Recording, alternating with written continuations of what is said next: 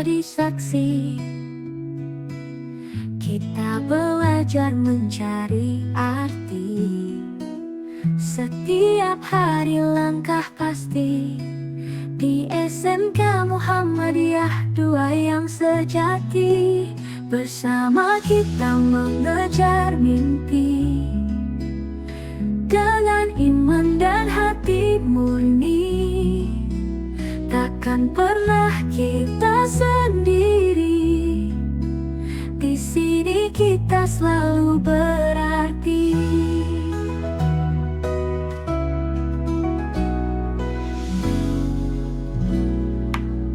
Guru bimbing penuh cinta,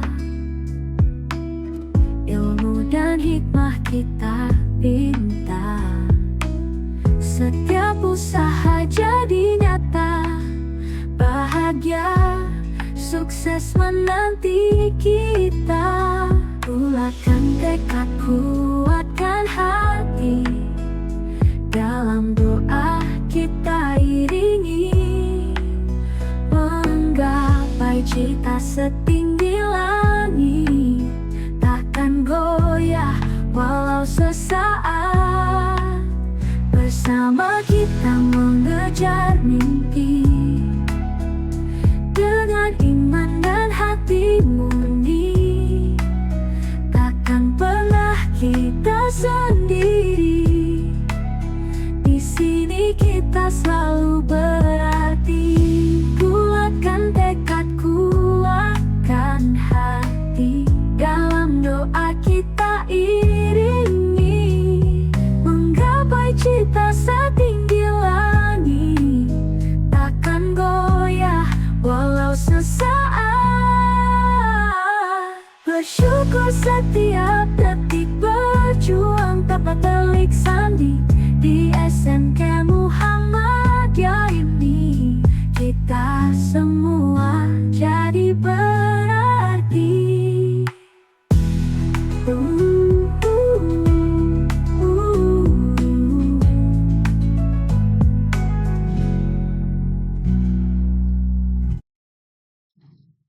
Oke, ready? Oke, Assalamualaikum warahmatullahi wabarakatuh. Ubur-ubur ikan lele, selamat datang di podcast Hedronamis Le. Baik, sebelumnya izinkan saya memperkenalkan diri terlebih dahulu. Saya selaku host untuk podcast pada hari ini. Nama saya Pelangi Saputra, yang mungkin sebelum-sebelumnya di podcast-podcast sebelum-sebelumnya mungkin diisi oleh Bang Saparudin. Nah, sekarang saya giliran karena saya udah naik jabatan lah istilahnya gitu. Oke, sebelumnya tentu di beberapa hari minggu yang lalu kami podcast SMK Hendro Rabis Media itu udah hampir beberapa minggu mengundang narsum-narsum yang dari luar. Nah, adapun yang hari ini lebih spesial lagi nih. Mungkin di sebelah kiri saya boleh dulu tunjukin dulu Bang. Oke, nah di sebelah kiri saya ini ada namanya Bang Sanan, bisa dipanggil Bang Sanan juga kan Bang? Mungkin Abang boleh memperkenalkan dulu terlebih dahulu Bang, latar belakang Abang, atau mungkin Abang juga pernah alumni sini atau mungkin punya jabatan yang lain, boleh dulu dikenalin dulu Bang. Oke, baik. Bismillahirrahmanirrahim. Assalamualaikum warahmatullahi wabarakatuh. Waalaikumsalam warahmatullahi wabarakatuh. Pagi, siang, dan malam dimanapun dan kapanpun Mm-mm. teman-teman. Mm-mm. Kenalkan, nama saya Satyananda Wicaksana. Biasa teman-teman menyapa saya tuh dengan Sanan. Jadi Mm-mm. Satyananda itu Sanan itu singkatan dari. Mm-mm. Memang kebetulan saya dulu Mm-mm. Oh. Mm-mm. saya juga alumni arti lulus dari Leb- 2019, lebih sekarang lah ya. 2025. Ya lebih. Mm-mm. Lebih dari 3 tahun lah ya Bang. Ayo, iya betul Tahun Bang. ini. Ah, ah. Eh, Kebetulan setelah itu saya juga melanjutkan pendidikan dengan Mm-mm. berkuliah di IAIN Pontianak, Oh iya, mengambil iya betul. jurusan hukum, hukum Mm-mm. ekonomi syariah. Juga karena saya berasal dari sekolah Muhammadiyah, Mm-mm. Mm-mm. juga ikut organisasi kan di Mm-mm. sekolah. Iya betul Bang. Dan Iya. Masya Allah. dan saya sudah di pimpinan wilayah. Wis gila. Gokil sih, keren Bang. Eh sebelum kita masuk ke tema intinya ya Bang, boleh mungkin kita kenalan dulu ya Bang kan. Tadi kan Abang ada ngebilang tentang apa organisasi organisasi IPM tuh kan. Nah, saya ingin memperdalam lah, mungkin bukan memperdalam lah, ingin memperkenalkan lah istilahnya kan. Abang mungkin kan sekarang udah ada PW kan, jadi IPM PW berarti Ikatan Pelajar Pimpinan Wilayah kan. Iya. Nah, mungkin yang saya mau tanyakan tuh program-program apa saja sih yang dilakukan oleh IPM atau mungkin dari hal yang pas waktu Abang di sekolah tuh kan menjabat sebagai IPM juga kan. Nah, mungkin Abang tuh udah ada melaksanakan program apa yang udah dilaksanakan selama saya di apa di sekolah waktu tahun 2016 tadi kan? Iya, baik. Ah, betul Bang. Jadi kalau mulai dari Dari sekolah lah. sekolah, kebetulan saya juga dulu kan sebagai ketua IPM juga di sini tahun Mm-mm. 2017 sampai 2000 Itu dari kelas 10 gak Bang? kelas 11. Oh, kelas 11. Jadi kelas 11 saya jadi ketua IPM Oh. sampai kelas 12. Nah, Mm-mm. jadi sebenarnya ada banyak program baru yang Mm-mm. kita laksanakan kemarin ketika saya masih di IPM. Misal Mm-mm. salah satu program yang sempat dilaksanakan dan terjalan selama beberapa tahun Ah, berikutnya itu misal kita ada namanya kegiatan Aksi Ramadan Peduli, wis gila. bagi-bagi takjil di lampu Mm-mm. merah gitu kan. Pas Ramadan berarti Bang? Pas Ramadan. Jadi kita bagi-bagi takjil di lampu merah, terus kita sebelum bagi-bagi takjil itu kita Mm-mm. kayak galang donasi dulu kan ke Mm-mm. teman-teman di sekolah atau ke guru-guru yang barangkali mau nyumbang. Mm-mm. Nanti sudah kita himpun baru kita salurkan lewat dalam bentuk takjil tadi. Oh. Waktu itu Mm-mm. apa namanya, digulis Masya Allah gitu. digulis. Kemudian juga kita lebih banyak program sosial sih. Dulu juga Mm-mm. ada program namanya tuh Share and Care Mm. di Ranting itu. Jadi kita kerjasama dengan komunitas, waktu itu namanya Komunitas Aktivis Muda Peduli, singkatannya KEM. Berarti kolaborasi dong Bang? Iya, kolaborasi waktu itu. Itu yang ngajak tuh siapa Bang? IPM kah atau mungkin dari tadi tuh komunitas tadi tuh diajak? Sebenarnya ini hasil diskusi dengan beberapa teman-teman dari Oh. sekolah negeri lah waktu itu, Mm-mm. dengan teman-teman saya, kemudian terpikir kayak kenapa kita nggak bikin komunitas gitu. Mm-mm. Terciptalah komunitas itu yang kemudian program pertamanya itu kolaborasi dengan IPM di SMK Muhammadiyah 2 Pontianak. Dan Mm-mm. programnya itu Share and Care tadi. Mm-mm. Kita juga menggalang donasi berbentuk misal uang, Mm-mm. bisa juga sembako misalnya. Mm-mm. Kita salurkan kepada orang-orang yang bekerja di TPS, tempat pembuangan sampah. Mm. Karena bagi kita mereka yang bekerja di sana itu adalah orang-orang yang sudah turut membantu Kota Pontianak khususnya untuk Mm-mm. jadi lebih bersih dan mengelola Mm-mm. sampah-sampah yang ada di Kota Pontianak seperti itu kira-kira. Tapi kalau boleh tahu ya Bang kan, Hmm, kan bagi-bagi takjil kan di bulan Ramadan dong kan iya. Bang. Eh yang saya tahu ya kan, orang-orang membagi takjil kan untuk orang-orang yang untuk berbuka puasa tuh kan Bang. Nah, adapun yang mau nanyakan nih, ketika Abang tadi kan di TPS tempat pembuangan sampah tuh kan orang-orang di situ, Iya. itu tuh Abang mandang orang Islamnya kah atau mungkin mandang semuanya gitu, langsung ya dibagi-bagiin. Apa otomatis tuh maksudnya tuh istilahnya tuh di bulan Ramadan nih, mumpung bulan Ramadan berbagi aja kebaikan gitu kan. Atau Oke. mungkin Abang mandang cuman yang ini, yang orang Islam aja yang berpuasa aja gitu. Saya juga sewaktu itu ya ketika brief sebenarnya juga sulit ya kalau misal kita mau ibaratnya memilih mana yang muslim mana yang Mm-mm. ya udah kita bagikan aja gitu. Hmm, Muslim menerima ya anggap aja itu sebagai sedekah gitu kan. Buat yoi. yang muslim artinya ya Mm-mm. itu rezeki dia biar bisa buka puasa walaupun Mm-mm. sedang masih di seperti itu. Mm-mm, betul. Begitupun yang program tadi. Gitu Berarti sih. nggak dilihat dari latar belakang abang apa mereka ya bang. Enggak. Yang penting berbagi. Mm-mm. Untuk sekarang nih bang, eh profesi abang tadi kan udah disebutkan kan jabatan abang sekarang di IPM PWM, Ya, IPM PWG, PW. IPM Kalbar. Sorry bang, Ya. agak ini soalnya agak susah ngomongnya gitu kan. Eh sebagai apa tuh bang di PW? Ketua kah? Kebetulan ketua umum. Ketua umum. Masya Allah. Oh, mungkin abang semasa menjabat di apa nih sebagai ketua umum ya bang? Itu langkah abang masuk ke ini nih ke dalam PW ini sampai berhasil menjadi ketua umum nih prosesnya cukup lama tuh bang? Atau mungkin ada rintangan-rintangan yang harus abang capai dulu, harus abang gapai dulu mungkin?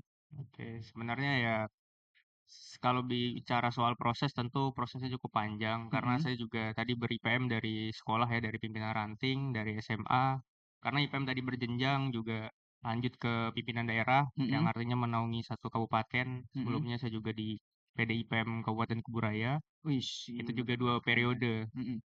Baru kemudian naik ke pimpinan wilayah. Di pimpinan saya ini periode kedua dan periode keduanya baru jadi ketua umum. Jadi memang prosesnya panjang. Kalau ditanya soal rintangan dan tantangan tentu Pasti banyak lah ya, Bang. pasti banyak, pasti ada. Cuman ya itulah proses kan. Iya, betul, Bang.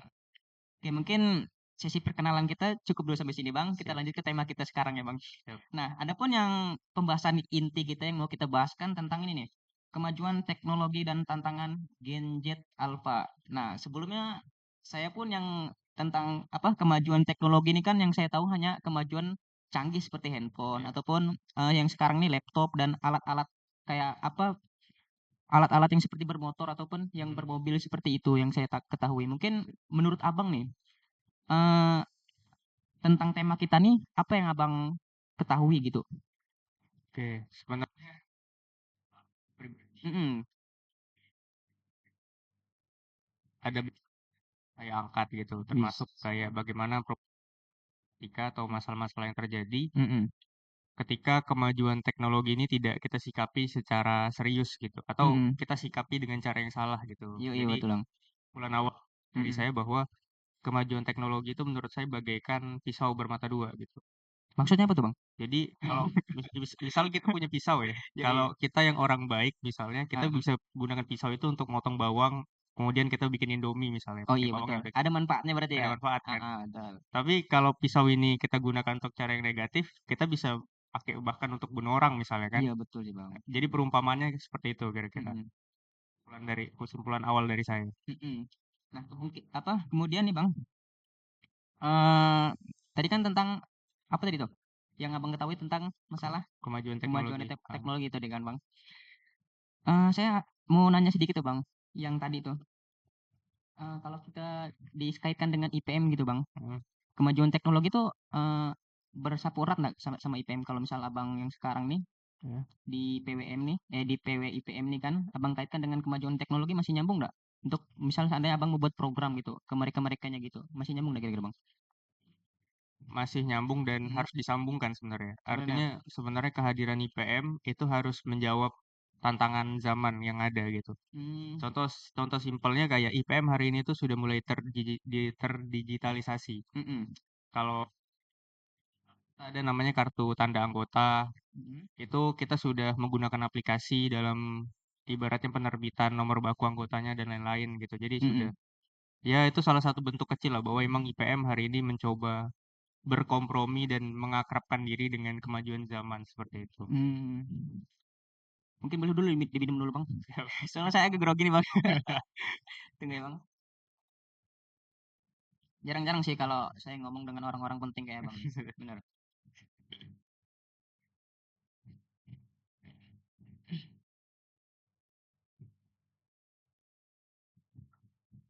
Nah, ini Bang, sekarang Bang, tadi kan udah kita bahas tentang kemajuan teknologinya ya, Bang, kan. Kemudian kalau kita ngebahas tentang menurut Abang lah, tantangan Gen Z di Gen Z Alpha tuh menurut Abang bagaimana gitu, Bang? Soalnya saya ini masih awam gitu, Bang, jadi nggak tahu apa-apa gitu. Oke, jadi Mhm, eh, sebelumnya kita harus mengetahui dulu ya sebenarnya Gen Z dan Alpha itu apa sih gitu. mhm, Sebenarnya kalau bicara Gen Z dan Alpha, kita tuh dapat melihat dari rentang dia lahir, tahun lahir. Kalau Gen Z itu menurut beberapa informasi dia dari akhir 90-an sampai awal 2000-an. mmm, Paling maksimal 2010. Beberapa informasi yang saya baca. Sedangkan Gen Alpha itu 2010 ke atas sampai 2024 kalau nggak salah terakhir. mhm. Itu tuh Tahun-tahun apa, itu tuh lahirnya kah atau gimana, Bang? lahirnya, Lahirnya tuh? tahun lahir. Jadi termasuk kita sepertinya bagian dari Gen Z ya. Mhm, Teman-teman juga mungkin di bawah 2010 semua ya di sini mhm, lahirnya. iya, Bang. Masih termasuk Gen Z. Yoi, betul, Bang. Nah, tadi kan kalau ditanya tantangan ya. Tantangan, betul, Bang.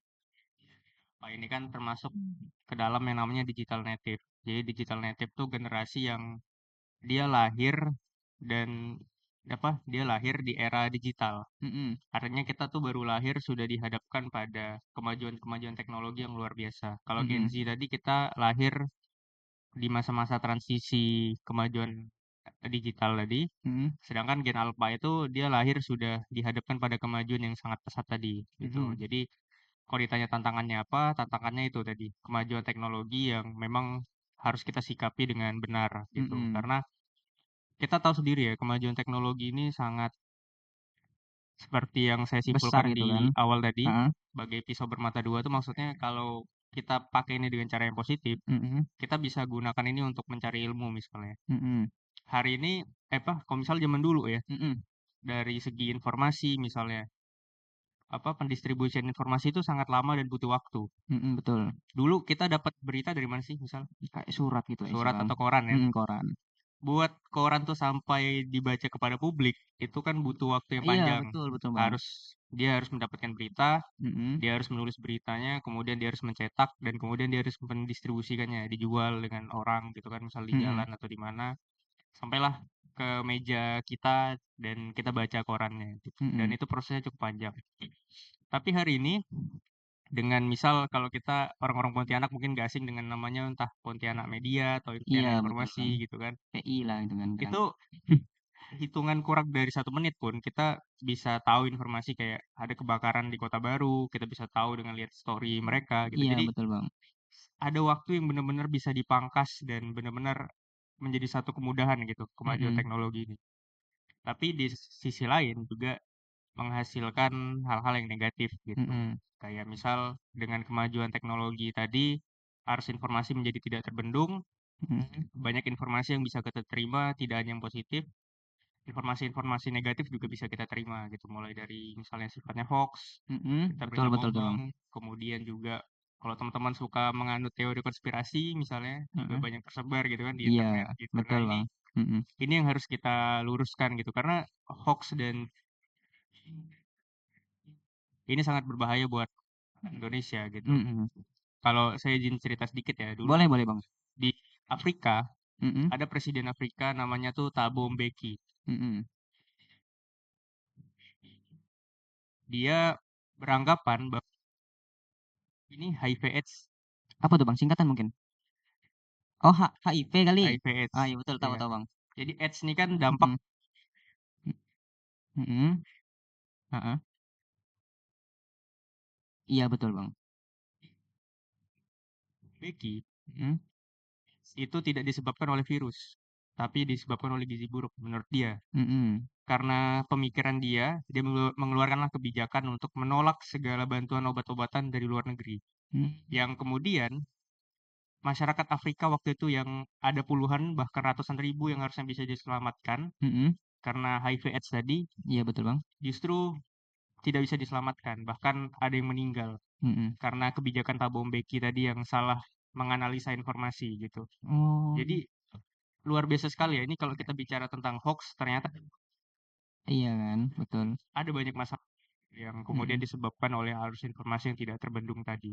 Mhm. Kalau misalnya kita nak ngerubah gitu kan Bang, yang hal-hal yang negatif kayak tadi itu kan, kayak berita yang disampaikan untuk, apa, pengobatan, obat-obatan untuk si HIV/AIDS tadi itu HIV/AIDS kan ya. salah info lah istilahnya kan. Salah itu. Nah, kalau kita nak ngatasin kayak gitu tuh, apa lebih besar lagi dampaknya Bang? Atau mungkin lebih rumit lagi kita nak ngatasinnya? Atau sebaliknya gitu Bang? Sebenarnya untuk mengatasinya kita cukup penguasaan literasi digital sih. Mhm. Kemauan kita untuk ibaratnya menganalisa informasi yang kita terima gitu. Mhm. Dalam arti hari ini ketika kita menerima informasi apakah kita sudah menganalisa dengan benar sumbernya Mhm. atau sudah memastikan apakah berita yang dikeluarkan ini valid gitu Mhm. atau kita sebenarnya buru-buru untuk membagikan berita itu gitu. Iya. Kadang-kadang kan kita suka latah kan kayak misal kalau teman-teman punya grup keluarga misalnya, Heeh. kadang kan grup keluarga itu juga jadi sumber hoax ya. Iya. Kayak broadcast-broadcast yang tidak jelas di-share di grup keluarga yang sebenarnya itu hoax gitu kan. Mhm. Kayak misal zaman COVID kemarin juga ada berita hoax ya bahwa makan telur jam 3 pagi. Kalau nggak salah saya ada Heeh. hoax makan telur jam 3 pagi itu bisa bikin sembuh dari COVID. Dan itu dari broadcast. Iya Bang. Termasuk bapak saya juga percaya itu. Dicontohin lah berarti itu, dipraktekin di rumah? Dipraktekin. Wah, Bapak saya juga percaya info itu, aduh. makan hoax, Mhm. makan telur jam 3 pagi itu hoax sebenarnya Mhm. gitu. Dan ternyata masih banyak yang percaya Mhm. gitu. Tapi sebelumnya Abang udah tahu nggak tuh? Atau sebelumnya belum tahu? Jadi Abang teliti lagi nih. Kalau saya pribadi, Heeh. saya mengikuti apa kata pakar. Pakar, Pakar. pakar. Ya, kalau konteksnya COVID-19, Heeh.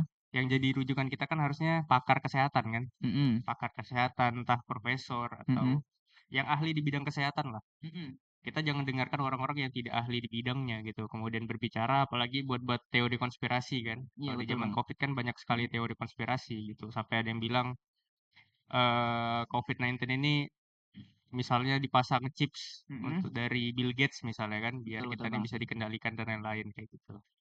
Itu sih. Mm-mm. Dan juga ini sih Bang, kan kalau kita lihat dari anak-anak segi sekarang kan Bang, yang condong kalau misal mereka nggak diperhatiin atau nggak dikasih panduan lah istilahnya kan, ini ketika mereka menggunakan HP itu terlalu berat menurut saya Bang. Contoh saya pribadi gitu kan, saya juga selalu lalai gitu kan.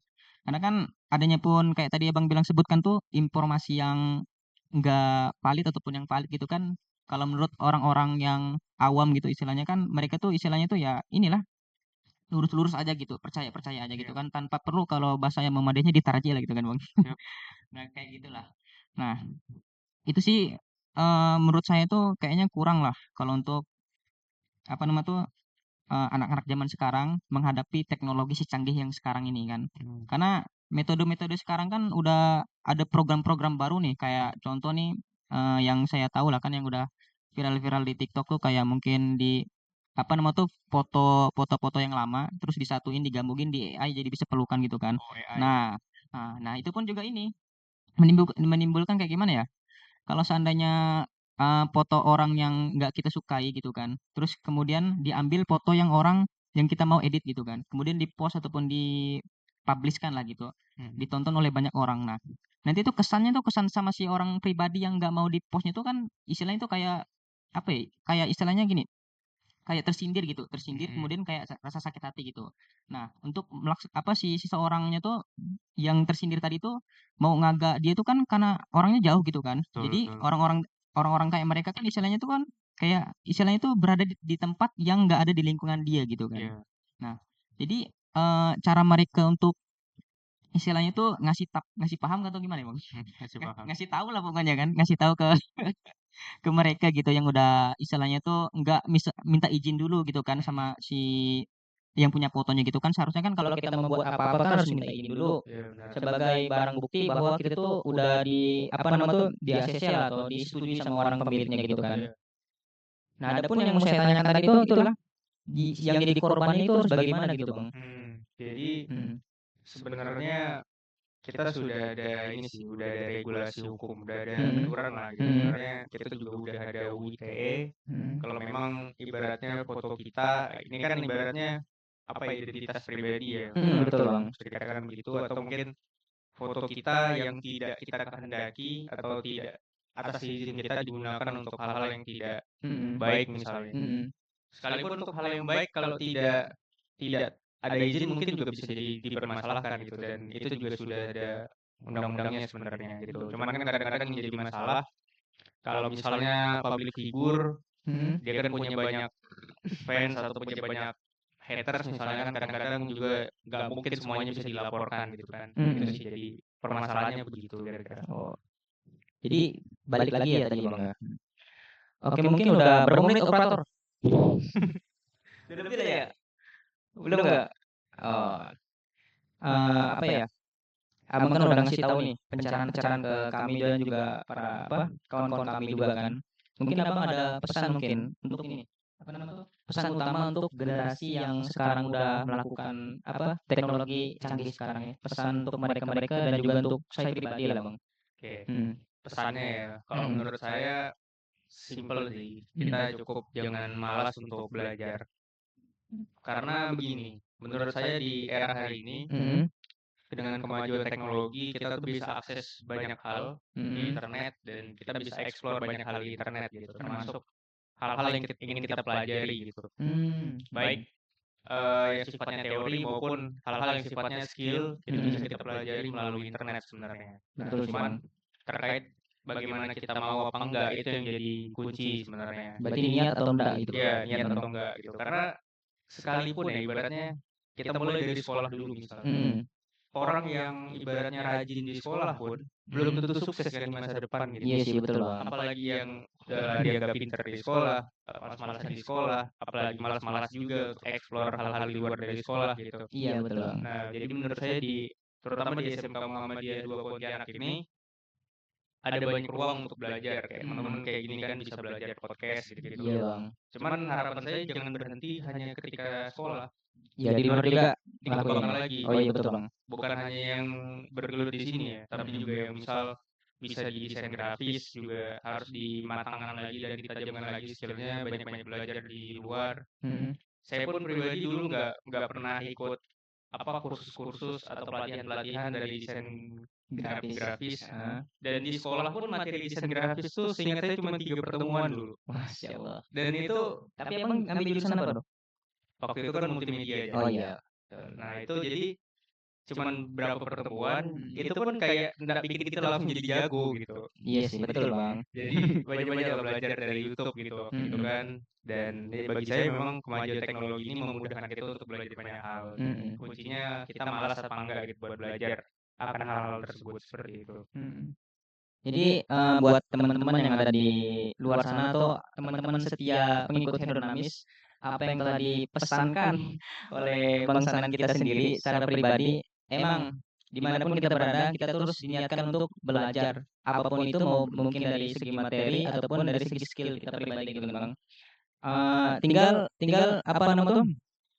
Kita uji kemauan kita, niat atau enggak, mau atau enggak gitu istilahnya. Kalau seandainya kita mau, kita kembangkan di situ. Maka kita pun istilahnya itu harus punya mimpi yang tinggi, punya apa namanya tuh istiqomah gitu loh kan bang, istiqomah kemudian kalau bisa tuh apa namanya tuh dibantu dengan doa juga gitu kan.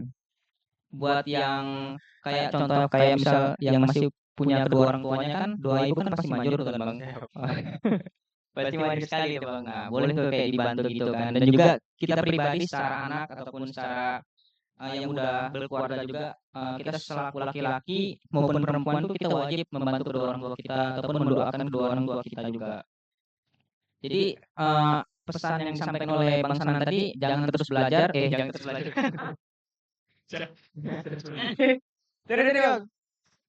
Terus belajar dimanapun Anda berada gitu kan.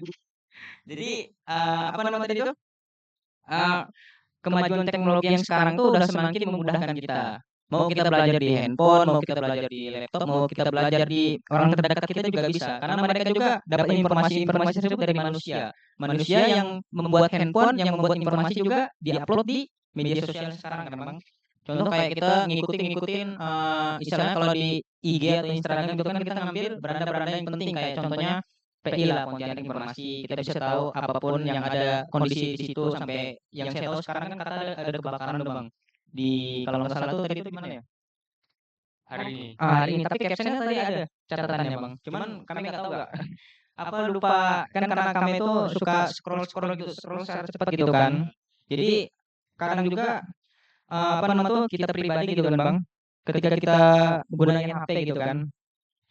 Nggak seharusnya nggak istilahnya itu kita tuh mentok ke berita terus gitu kan. Jadi ada kayak istilahnya itu mood tersendiri kayak kita suka nonton apa misalkan seandainya kita mancing. Berandanya jadi kalau ketimbulnya mancing gitu kan. Oh, FYP. FYP lagi gitu pokoknya gitu kan. Nah. Betul. Jadi kalau menurut saya juga kan bang, tadi tuh FYP juga mempengaruhi kita juga kan bang. Makin kita suka nge-like, makin suka kita mengikuti nonton yang terlalu lama yang apa yang kita sukai, apalagi kalau negatif itu kan, jadi agak kurang gitu, agak susah kita untuk lebih baik lagi gitu kan. Nah, mungkin hanya itu saja bincang-bincang kita pada hari ini gitu bang. Mohon maaf bang kalau saya pribadi ngomongnya agak kurang gitu dan kurang asik gitu kan. Mungkin abang mah udah beda level gitu kan. Ngomong sama orang-orang IPM tuh kayak udah asik gitu. Kalau saya secara pribadi kan agak kurang nih, masih patah-patah juga. Dan juga untuk buat teman-teman yang sedang nonton maupun di rumah ataupun di sekolah sana, jangan lupa kalian terus ikuti podcast kita. Sekarang podcast kita mungkin insya Allah seminggu ini kita akan upload selama 2 kali kan. Oke. Kemudian Jangan lupa pula kalian kritik dan pesan motivasi ke YouTube kami. Dan juga kami juga ada media sosial lainnya, yakni ada di IG. Jadi IG-nya juga Hydronamis Media. Jangan lupa di follow dan kemudian di subscriber, kemudian di like lah. Kalau di komen juga boleh.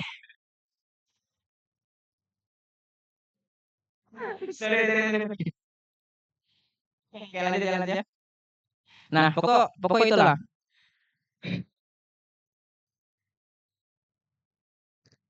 Oh. Oke, baik. Mungkin hanya ini saja yang kami sampaikan. Ubur-ubur ikan lele. Sampai jumpa, Le. Assalamualaikum warahmatullahi wabarakatuh. Waalaikumsalam.